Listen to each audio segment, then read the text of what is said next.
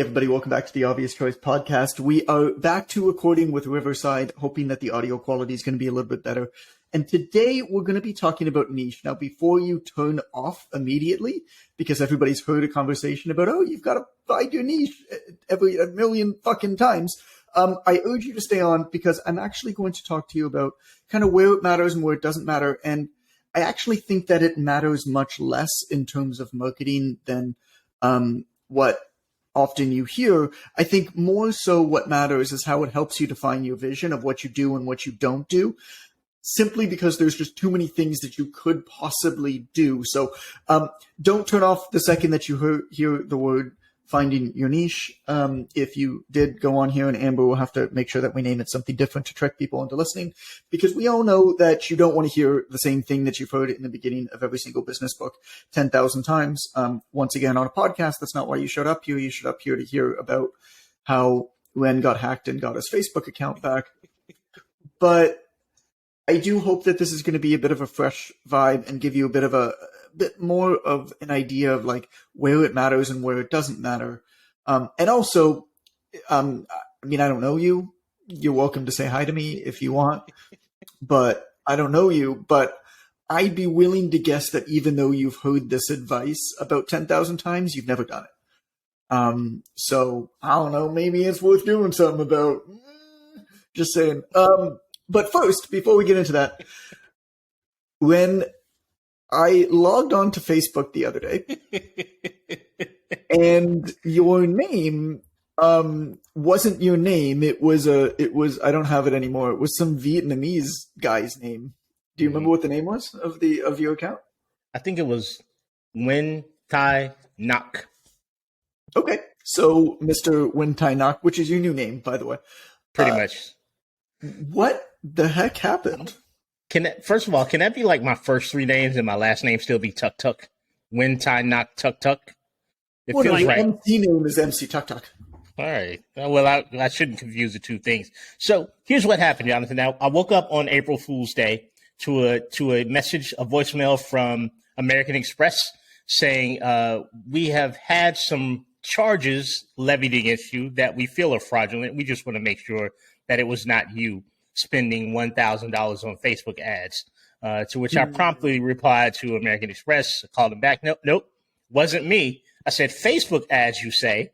Well, let me skip on over to Facebook and see what's going on there. I went to my Facebook on my mobile phone, try to log in. I've got a one-touch login, biometric, and couldn't get in. And that was disappointing. And how did you get hacked? Did you click on some dumb link or send somebody? It wasn't a link. As best as I can estimate, maybe there was a password that had been leaked on black market sites. So I get notifications from several of my carriers that this organization has had a breach. Your name and information may or may not have been included in that breach. And usually I follow it up. So the lesson in this story is don't use the same password in two places. Right. That's exactly right. Which is a big mistake that people make. I use a password manager called LastPass. And what that allows me to do, I've got it on my phone, I've got it on my computer, whatever. And what that allows me to do is I have a different unique password for everything. Yes. You know LastPass was hacked though, right? Just FYI.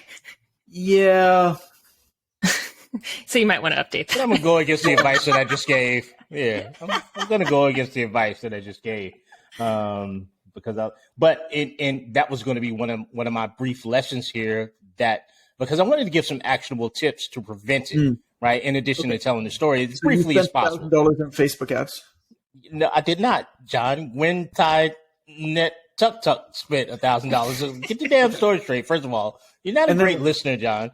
And then I was also locked out of both of my Instagram accounts because Nguyen violated Facebook community standards by posting a photo of what I can only assume was ISIS and a terribly violent video under my assumed page.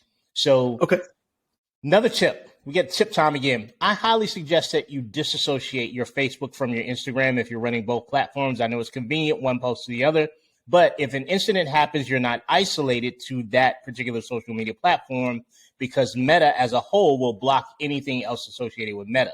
So, okay. So here's what I want to know. Go ahead. How'd you get it back? Because you got your account back quickly.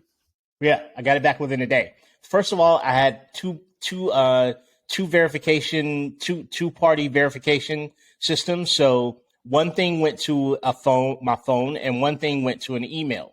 They did not have my phone, but they had the email. So by going in and trying to hitting the forgot password link, right? One thing was an email that wasn't mine, an option for me to send my information to verify. The other thing was a telephone number that I actually have, and I had two telephone numbers listed. One telephone number they had and changed. One telephone number they changed. The other telephone number was my backup telephone number. It allowed me in. Second thing that was beneficial for me was the fact that I have more than one Facebook account, right? Because you can link separate Facebook accounts to one device, but I have a Rensel Jones Facebook account and I have a Ren Jones Facebook account. The fact that they didn't know about the second account allowed me to see who had co-opted see what was going on with my account, right? Okay, because when hackers hack you, they block you. Huh? Because you had two-factor set up? Because I had two-factor, and I had two Facebook accounts that were friends, and the hackers often block you from getting back into your account, but I had a whole nother Facebook account. So, and the method that I used was basically scrambling and pushing every fucking button that Facebook allows you to push when you cannot get back into your account. So I really don't know exactly which button worked. The Facebook business account ad button, because I've been erroneously billed for ads. So I was able to dispute that. They did not lock me out of my Fitness Jones training Facebook business page. And then I pushed a lot of buttons on the Rensel Jones Facebook personal page. And then I pushed every button that was available to me on the Ren Jones page. Three lessons before we move on. Lesson the first, have different passwords for everything that you use. Pretty much. So that if something gets hacked, they don't just know your password for everything else. Right. Lesson the second, make sure you've got two-factor authentication set up. Absolutely. On everything. And lesson the third, push every fucking button on Facebook that they all the buttons. All the buttons. Work your thumbs overtime. Yeah. Push them shits. Glad you pushed them shits. Glad you got your account back, man. That must have been super annoying. It was on April Fool's, right? It was I logged shit. in April Fool's. Thinking I'm joking. I'm in a Facebook chat that we have for the podcast, and I don't remember why I'm sending a message to you guys, as I often do. And I noticed that your name was changed, and I was like, "This is an April Fool's joke." Like that's why I didn't say anything at the beginning, because I thought you were just trolling us with some Vietnamese name. Right. But turns out, no, you were just having a miserable day. So I'm sorry about that. Another cautionary tale: don't be the funny guy, because when shit happens to you, people just think you're being funny. Right. So it doesn't really work. To hack somebody, right? Hack the funny guy. If you're going to hack somebody, do it on April Fool's. Yeah, so everybody thinks it's a joke. Right.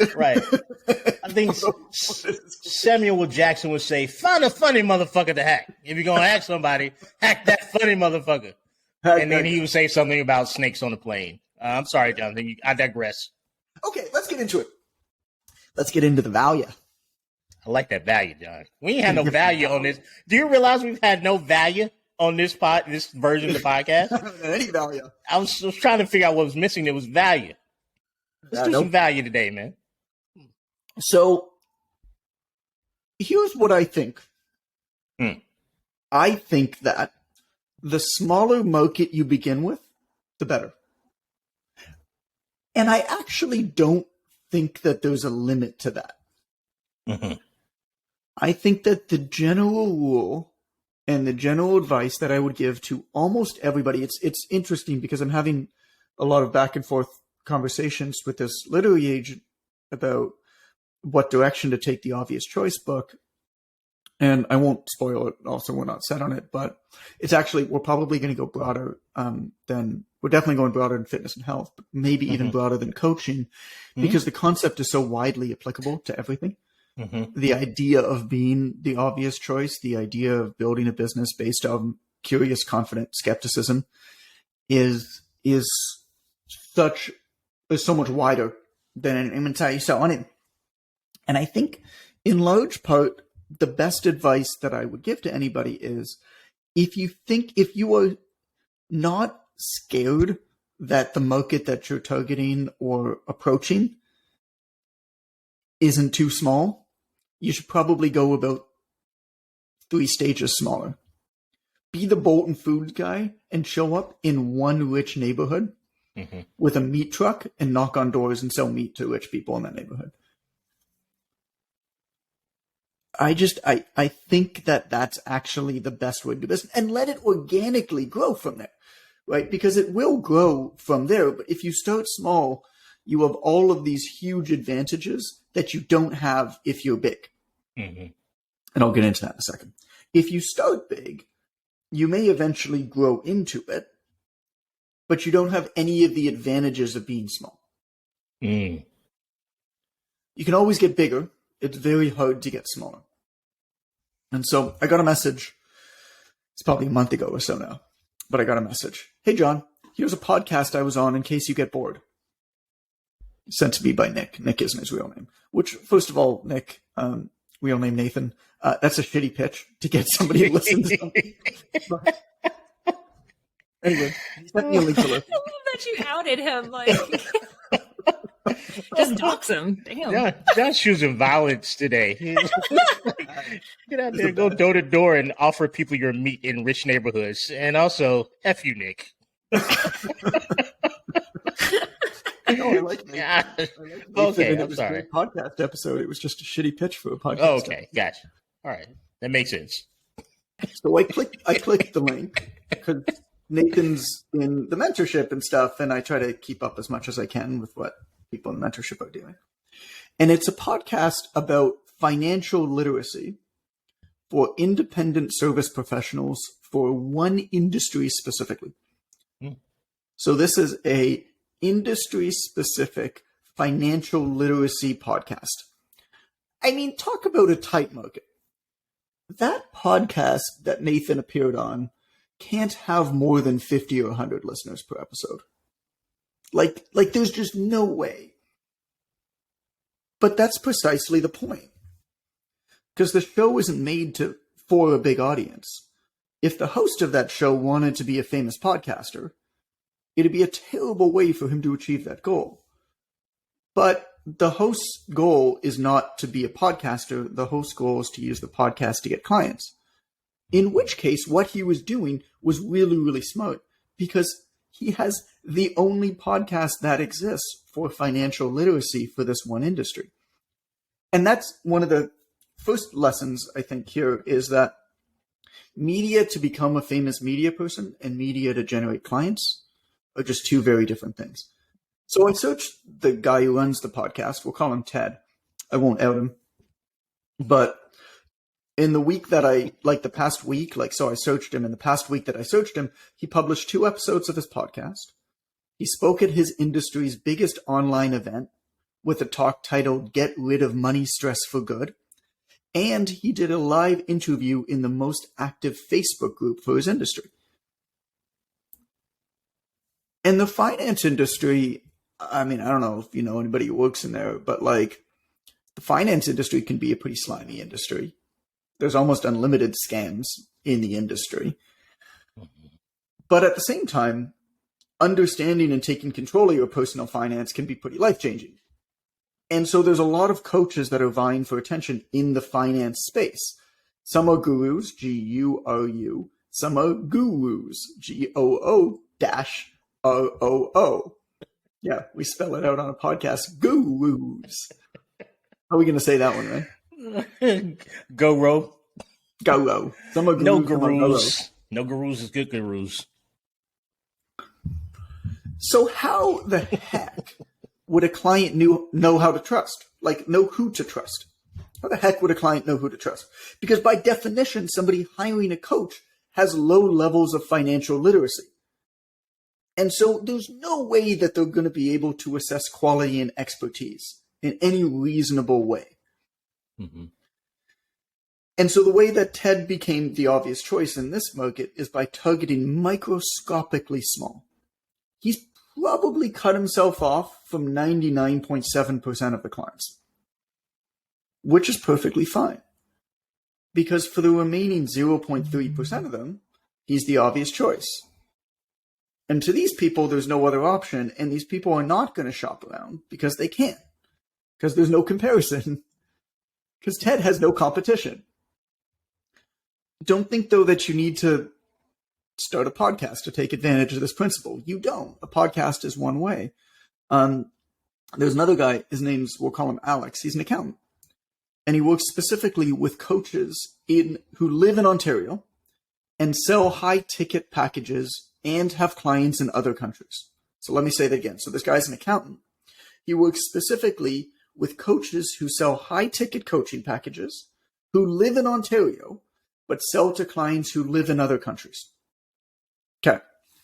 So for those of you who are lucky enough not to know, the Canadian taxation system is idiotically stupid and complex.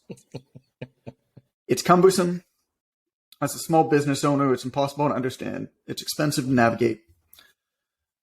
And as a result, it's also stupidly difficult to get accurate enough information for reporting.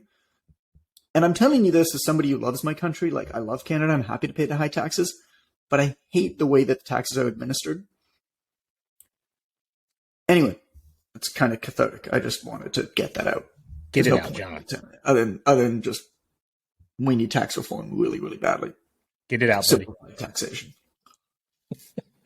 Feels good. Yeah. Alex's story goes like this. He's your average staff accountant, some firm. He accepted a role as the finance manager of a skincare company. In addition to his full-time job, he took on some private accounting clients on the side. One day, he got a coach client who sold to a combination of Canadians and Americans. He showed this person the basic stuff of how to write off expenses, how to charge and remit appropriate sales taxes, which is, not everybody knows that if you work in Ontario, who you charge tax to, who you don't, what you charge them. You have to charge provincial sales tax individually in every province, right? How you get a tax identification number in the United States. You don't have to pay tax, but you do have to get a tax identification number. And then stuff like, okay, well, you're earning US dollars and you're living in Canada. How do you get a more favorable rate than the ripoff rate that the bank's going to give you? All of this made his client tens of thousands of dollars. And his client was ecstatic. I mean, you get an extra like 2% on a currency exchange. It can be a pretty meaningful amount of money. And so this client introduced Alex to his business coach, who invited Alex to speak to his group. Happy that they finally found somebody who understood their unique scenario. Many of them hired Alex as their accountant, fired their existing accountant, right? Hired Alex. Even though their existing accountant probably knew this stuff, their existing accountant didn't specialize in it or tell them what they were doing properly. And so these people fired their accountant, they hired Alex.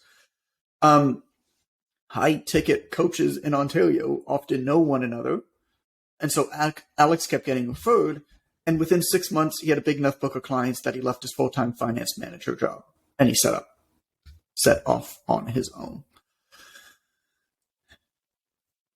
You'll find generalized accounting services for any industry. And in addition to them not being specific, they're rarely actually for that industry. Let me explain with an example. I Googled, when I was writing the section of the book, I Googled personal trainer accountant. And my first result was Linda McGowan Limited. Linda's company, though, doesn't specialize in accounting for gyms and personal trainers. Instead, she just wrote an article on it one time. Her official tagline on her website is strategies and solutions for business, which means nothing. There's a tab on her website that lists the industries that she served. And I clicked on it. And I'll start to tell you some of the things there. I'm not going to read all of them because this is brutal. Here's a bit of what Linda McGowan specializes in according to her website. Builders and related trades, including plumbers, electricians and carpenters, musicians and artists, hairdressers and barbers, restaurants and bars, cafe and coffee shops, beauty therapists and nail technicians, lawn mowing contractors, What? Landscape gardeners, tradespeople, franchises, and franchisors. There's about 30 more. And so I actually wrote this all out in the book, and I painstakingly wrote them all down in the book. And then at the end of that section, I wrote, "Are you still there? I hope you didn't read all that.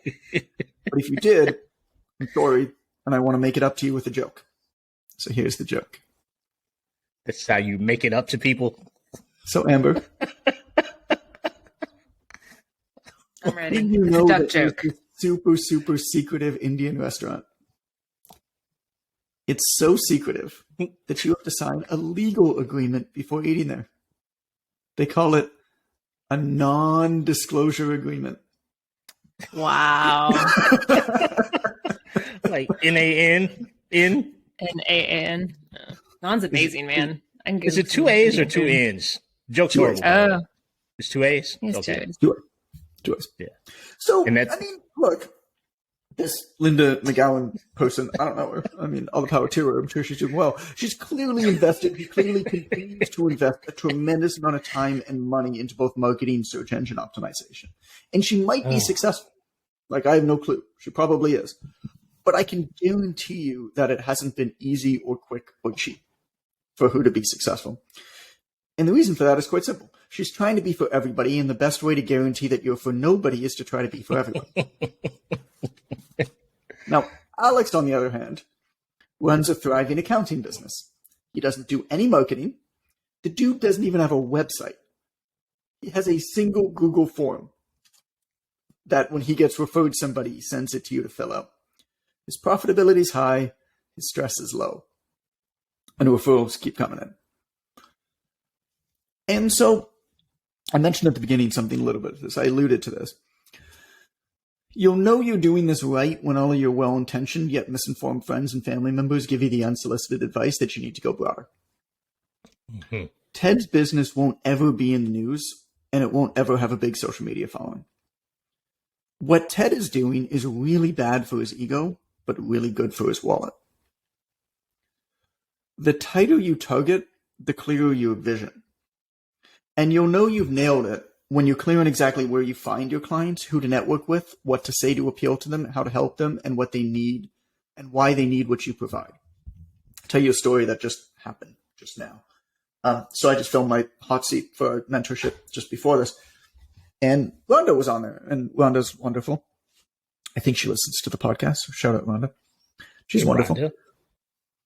And Rhonda is very unique in that she has dog fitness credentials. So you can become like a dog fitness trainer the same as you become a human trainer and basically learn how to train dogs. But what Rhonda does uniquely is Rhonda designs workouts for humans to do along with their dogs. Yes. And I asked her this specifically. I was like, "See, do you just like bench press your dog? Like, what do you do? Like, just like the dumbest, like muscle bound, like, you bench press it?" Totally get it. But it's not quite that. It's like running around with your dogs, and it's a lot of, anyway, it's working out alongside them, not necessarily working out using them as the weight. And Rhonda was having a hard time standing out though, because what she realized, and this is what we talked about on that hot seat call, was that the idea of it is kind of fun, but doing it day in and day out probably is not something that people are going to do. So the type of thing where you could like design a whole bunch of workouts to do for somebody to do with their dog is probably really great to like sell a DVD once, but probably not a very good thing to train somebody with because they're just not going to want to do it all the time. I knew somebody, Dan, and what Dan did a couple of years ago, he sold a lot of DVDs, like tens of thousands of DVDs. And it wasn't sex workouts, but it was like highly sexualized workouts to do with your partner. And it was a great market. It was a great shtick. I think he made a lot of money on it. I know he did well with ads, but it was basically two really attractive black people working out like all sweaty and shit with each other. And you're supposed to like do that with your partner. And then I guess have sex afterwards. I don't know. I remember those ads. it was great. It was it was, I mean, it was a great thing. And I don't know, what is it? It's like dude with his shirt off, like doing leg raises, and his girl's like, he's holding onto her hands and he's looking up at her and whatever. You get it. But I don't know. I don't think the male body does not look attractive naked. Like let's just leave that. Let's just leave that where it is. Anyway, it's a really good shtick for a DVD. It's not like nobody's going to do all of their workouts as like sex workouts with their partners. You're going to like buy it once and like do it for fun, and then it's going to sit on the shelf and whatever. And so I think that that's kind of the same thing with Rhonda, where the dog workouts are something where I think it would make a great like DVD. It would make a great gift for sure. But to train somebody and say your training is centered around training with your dog, and that's what she found. Didn't work that well. But it's a great angle.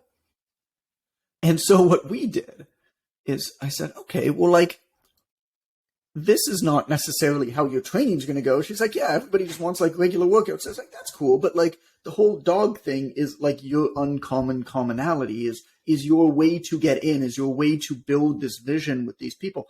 So then I started searching for all of the dog celebration days. And April, of course, is like National Dog Month. Every single month, there's multiple days that are celebration days for dogs. And for example, there's I can't remember what the day was, but it was like National Dog Rescue Day. And so she's like, well, that's amazing. I have a good relationship with the local shelter here. Like, why don't I go to the shelter and I'll design a workout to do with the people who are at the shelter to do with their dogs. And, we'll film that. And it's like the minute that you have this type of angle, this is what I mean when I said at the beginning, the niche is not necessarily, how do I best say this? It's not like it's everything that you have to do. But it provides a vision to do the thing. And I can't overstate the value of that enough. There's a lot of things that you could do that will work good enough. I say in the book, there might be one capital B best thing for you to do. Maybe. But I can guarantee you that there's also a lot of lowercase ge good enough things for you to do. What is important, though, is how well consistently and reliably you execute with focus on whatever you choose to do, whatever it is, because I can guarantee you that it's going to work if you work enough at it. And so that to me is what this idea of a niche does, right? Once Rhonda's like, all right, well, like, this is my thing, is like dog workouts. It's like, cool. All right. Well, there's like a National Chihuahua Day. It's like, all right, we're going to like go to somebody who's like a Chihuahua influencer. Then there's like a National Dog Rescue Day. We're going to go to the shelter. It's like, now there's a walk your dog at the park day. All right, cool. I'm going to organize this thing at the park. Now, like every single month, there was like 10 different days. That could be her entire platform. Is just using those days to team up for collaborations, to build community, to build network. And I don't think anybody else is doing it. There's a lot of dog influencers, like dogs and also dog influencers. And so I give this example all of the time. Is to find, I started at the beginning, and it's like my advice to anybody struggling, coaches struggling to get clients is always the same, which is find the smallest possible market you can work with, then go smaller again. So I give this example all the time. It's like, do you help postnatal women? It's like, cool. So do a lot of people. So go deeper. Okay, postnatal women who have had at least one C-section. All right, better. Still not there. Postnatal women living abroad who have had at least one C-section. All right, almost there. Postnatal military wives living on base who have had at least one C-section.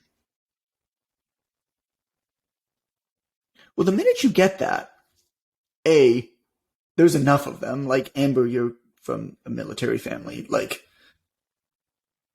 there's enough of them, right?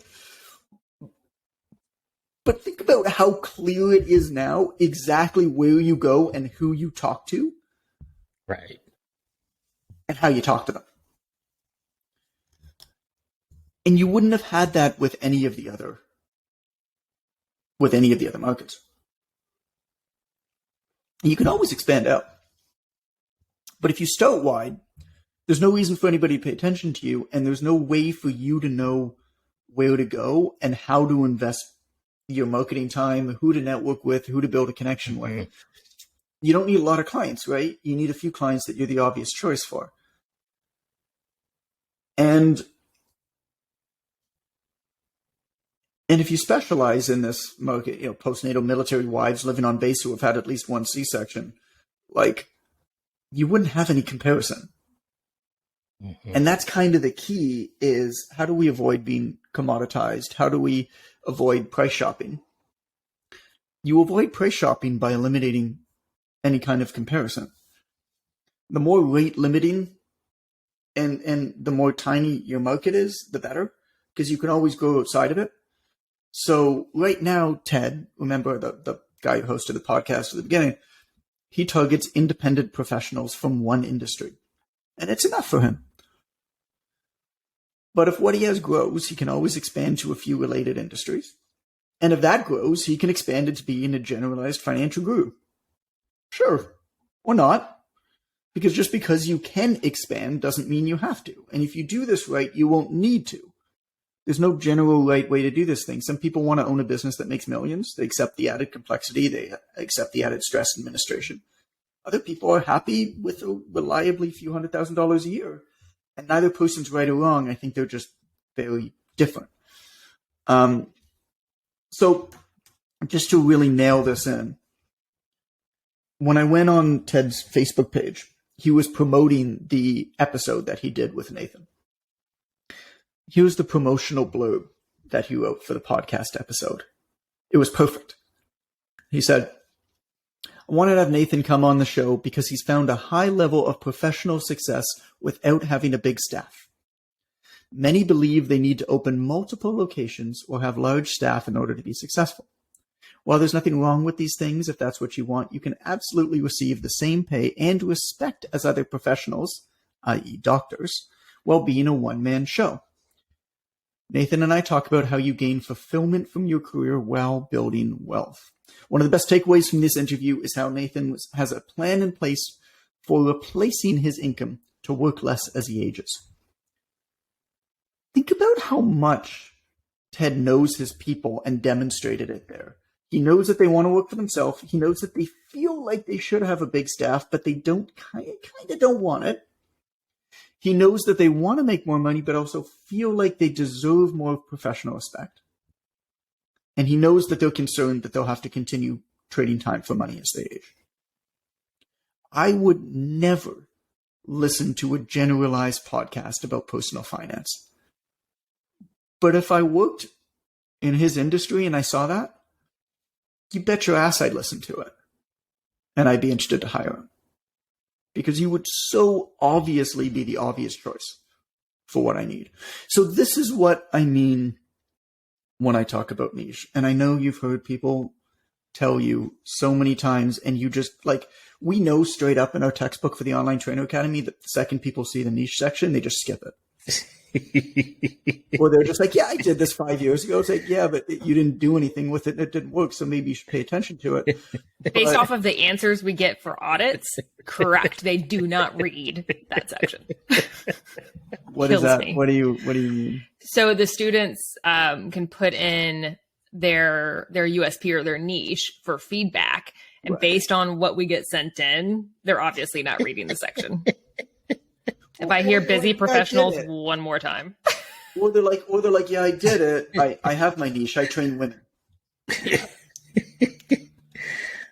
Busy professionals, John. Everybody trains busy professionals. Okay. Has a busy professional ever in their life described themselves as a busy professional? What does busy mean? A CEO at a Fortune 500 company is a very different busy than a full-time working mom that has triplets that she birthed a year ago. Like, it's very different. Look here, Candy. I need you to get back off that street with my money, baby. I'm a busy professional. And if you don't have my cash, it's your ass, Candy. Don't treat me like this. You know I'm a busy professional, baby. Do it again. See what happens. Right? Everybody's a busy professional. All of us. What was that? Who was that person that you were just describing? It's just a pimp, John. What type of professional was that? Just a gentleman who has a concubine of women who go forth collecting money for their time. And just an employer with employees. Take them off the street and put them back on with a little candy. Yeah. Something like that. But in any case, if I can jump in and agree with Amber, when we have in the OTA, the Online Trainer Academy, which you guys should all research and join, we help you establish your online training business. We're the obvious choice for online trainers around the world. See what I did there, John? But when I'm interacting with them, when they come to me with any problem circling around, can't figure out what to post about, or can't figure out who to what kind of programs to write, or can't figure out what type of videos to shoot. I'm like, okay, let's start with your niche, right? I help. I work with. Okay, let's start there, right?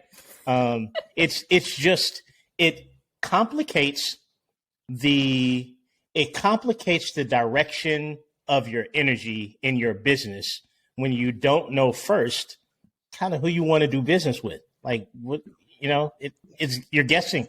It's the biggest thing. That to me is the biggest thing.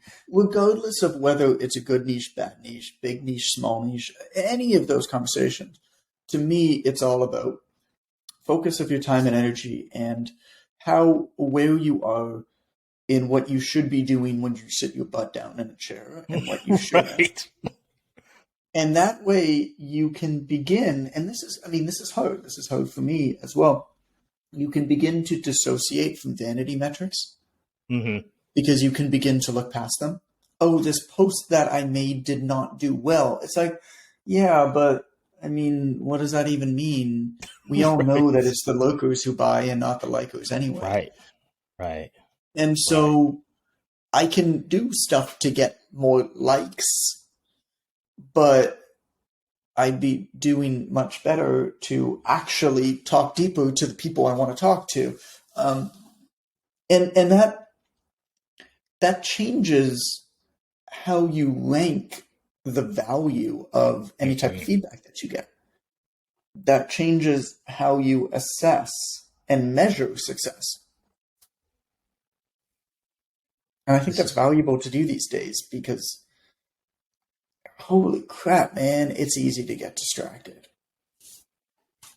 You're using a distraction for business, right? It's not just easy to get distracted. If you're using social media, you're using something meant to be a distraction for organizing your business. The distraction is inherent because of the place that you're operating on. So if you're not focused, you got no shot. You got cars popping up and, remakes of cartoon weapons. I saw a Sword of Thundera from Thundercats, and I was like, ooh, I got to go down this rabbit hole because I love Thundercats. Pandas eating bamboo. That's all it takes, John. All it takes is one goddamn panda, and your day's over. Pandas eating bamboo? All I ever see is pandas eating bamboo, John. Very entertaining. But however, I feel more conflicted by the koalas eating gum trees. I can't distinguish the two. They're both one is just as interesting as the other. Koalas are adorable. And then a red panda. Oh my God. Have you seen a red panda? Oh my God. You can't do work when there's a red panda on the timeline. It's amazing. Also, Amber, I've got a Dr. Seuss book coming based on what John said. I don't know when the day is, but I'm going to write another. I'm going to write another one because I'm going to write. Good niche, bad niche, big niche, small niche. That's what I was thinking when you said it too. I was hoping we could talk about that. Yeah. I'm definitely going to write that out and get some illustration and post it in the group in the online trading wouldn't group. be Ren's first Dr. Seuss Would be my parody. first. Do either of you have an example of somebody who really nailed this, who did a good job with this?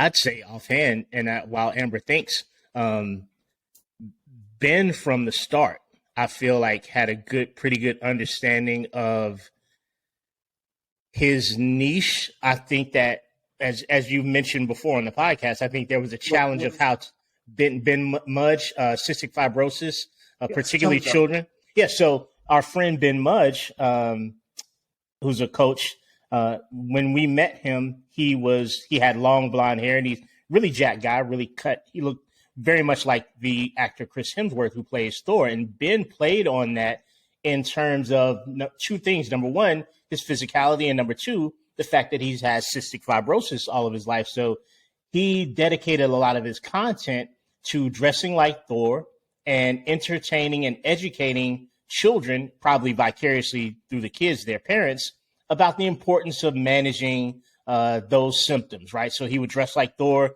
do his nebulizer treatment, et cetera, et cetera. I think the challenge that Ben had initially after OTA level 1 was just sort of how to utilize the niche in a way that he's serving that population that he wants to educate, but also working with a separate population that that allows a bit more of a financial boost to his to his company. But he, from the start that I met him, he was always great at sort of isolating, understanding the imagery associated with himself, the intersection of his disease, and how to appropriately build a community that was gravitating towards him. I think that he was really good at that part. The business stuff got better over time, I guess you would say. What about you, Amber? What do you think about me? Of just a really more specific niche. That, just to clarify. Yeah. So I have a terrible memory. So the things that stick in my brain are odd. So I'm gonna put that out there first. Do not give me shit for this. Do not give me shit for this. So there was someone that I spoke to. Her niche was dominance in the BDSM community who do public scenes. Yeah. Yeah. I loved her market. Yep. So that one was super niche. I have another student who. Let's talk about her. Oh, I mean, well, she's not. Well, I don't remember if she was, but okay. She was, but okay. It was a female dom. Who, I know nothing about this other than my conversation with her, but she's a female dom, and she trained mostly men.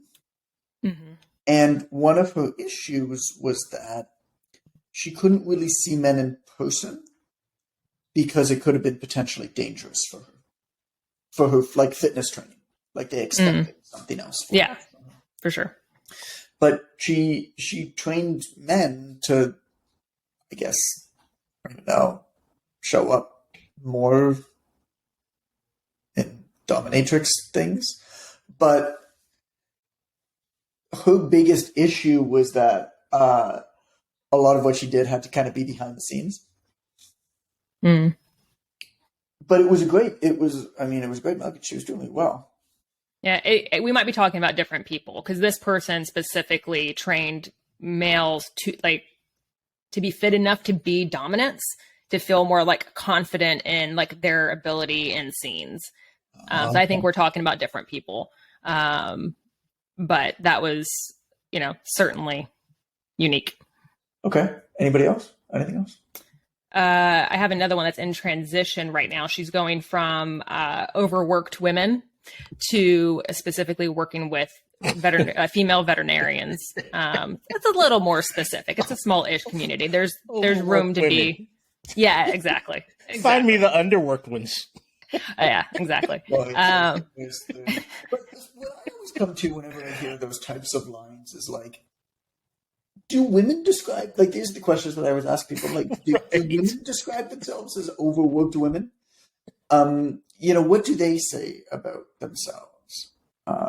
Like, I mean, I like think even a trophy wife feels like she's busy. You know what I mean? Like, oh, I just have too much on my plate. So even if they have no job, no whatever, she still feels overworked because she has things to do, shopping and parties to throw and whatever. So I can't think of a single I'm going to call person. you, Amber, as the final person we feature here. Oh Lord. This is one of my favorite all-time examples of how much when you nail your market. Now, this is an example if your market is you, which is not always the case, but when you nail your market, how much other stuff can align with it in really neat and fun ways. And so yours was hot mess working moms. So to use that line, like hot mess, it's not what you're doing there is you're using very, very specific language that's very specific to people who talk like that. Yeah. Which is great. Like, I'm a hot mess. Like, basically, if you get it, you really get it. If you don't, you're like me, and you're like, what does that mean, Amber? Yeah. But that's the whole point. It has to be exclusionary in order to be inclusionary. That's a good line. That is a good And line. so, too long for a book, but it's a good line for a podcast. But then you did a photo shoot, and you made a very special mention in your photo shoot that this was going to be a real life photo shoot. You didn't get makeup done. You didn't do anything. This was your hot mess photo shoot. Mm-hmm. That's really just me being lazy because I didn't want to clean the house or put on makeup because I don't know how to do it anyway. So. But that's it. Do you see what I mean? Like, that's it. Like, I'm a working mom and I have to do a photo shoot, but I don't have time for them shits. Yeah. And I don't even know how to do it. So that is immediately going to exclude some people who are like, no, you need to brand yourself. Mm-hmm. But it's immediately going to include people who are like, hell yeah, girl, you're getting after it. Yeah. I want some of what she's having. And so that's one of my favorite examples of when you have that vision, when you understand that vision, well, things sort of follow and then you go with it. You don't fight it. You don't go, oh no, like I'm hot mess working mom, so I have to do a photo shoot. Okay, let's make everything perfect. Yeah. Well, that's not congruent at all, is it? So, okay. Well, this was fun. I'm going to recommend another podcast episode to you, listener. Episode 33, if you're looking for something else to listen to. It's called The Other Side of Inspirational Stories. I love this episode because it's the episode where we really talked about the importance of inverting stories and looking for things that aren't there in order to really kind of see through like things like overnight success, inspiration, like, hey, that's a great story, but what often makes a good story actually makes for a worse life. And better lives are generally made by doing boring, repeatable stuff that are not notable, that are not remarkable. You don't hear about them because they're not remarkable. You hear about remarkable things because they're outliers. Well, that means that you shouldn't follow that example. The only reason you're hearing about it is because it is remarkable. The only reason it's remarkable is because it's not normal. So we talk about this a lot in that episode, episode 33, The Other Side of Inspirational Stories. MC Tuck Tuck, take it away. Yeah, what I got? What's going on here? Take it I'm away. Rand. Nice to meet you. I got nothing else for you. I do have one thing because I always got one thing. I always got one thing, and just following up on what John said, because I say this all the time to coaches. Like, the fact that you make something inclusive almost automatically makes it exclusive, and both of those things work in your favor. If you think about if you were ever a partier, if you think about the club experience, and the club that you couldn't get into is the one that you always wanted to get into, right? Mm-hmm. So by creating a niche and being legitimately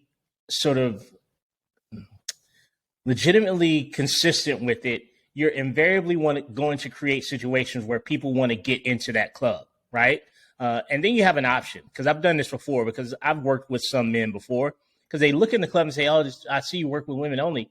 Would you be willing to work with me? And I'm like the bouncer at the door, man. I grab that little velvet rope and say, you slap me $100 bill, you guys, it's unusual, sir. So it'd be a different price for you. I can't put you in my group, really. But if you really want to do it, I'm more than willing to do it for an additional blah, blah, blah, blah, blah. So don't shy away from inclusivity, because it creates exclusivity, and it can work to your advantage, particularly early in your career. If you do that, you might get some opportunities where people are more interested genuinely because they can't enter the club. That's all I got to say. I don't know if I'm supposed to say something funny or poignant, but that's all I got. I was expecting funny, but smart works too. It's all right. Yeah. I won't be here next week. Why? Because I'm going to his birthday. Your request for leave was denied. No, I'll be with me. And Mickey's going to send a letter. Ask Mickey. Can he send a letter? You should bring Mickey to the podcast. That's what you should do. That's what's going to. I'll send Mickey up. I'll go down there and stand out. Tell people in your best Mickey Mouse voice to listen to episode 33 next, please. Listen to episode 33. It's the best episode ever. There you go. That's my best Mickey. That's gonna haunt my dreams.